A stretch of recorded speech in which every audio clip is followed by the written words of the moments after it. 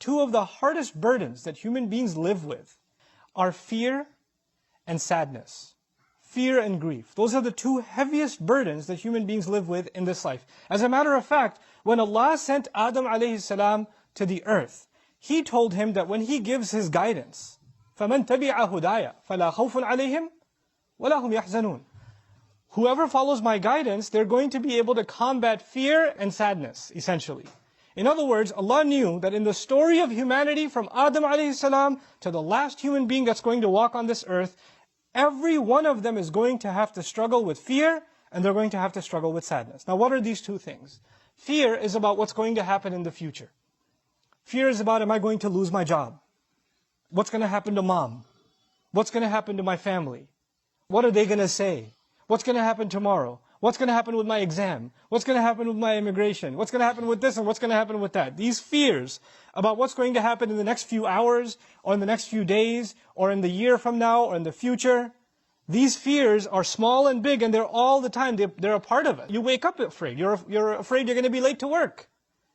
You're afraid that you forgot about some task that you had to do, or the time's running out. Small fears, big fears. But fear is a constant part of life. It's always there. And what you're afraid of, let's say a student is afraid of failing an exam. Up until the moments of the exam, there's fear, the heart is pounding. And they take the exam. And then unfortunately they get the result that they failed.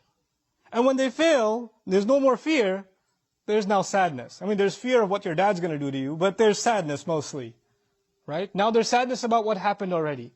So fear is about the future, and sadness is about the past. What already took place in the past. And just because it's in the past, you don't get to tell someone, well, it's in the past, get over it. It's done now. You should move on with your life. No, you and I are not in any position to tell anyone that they no longer have the right to feel sad anymore. Our Messenger, sallallahu alaihi wasallam, continued to feel the sadness of the absence of Khadija radiallahu ta'ala anha. For years. For years. Feeling sad is not a sign that you don't have enough faith.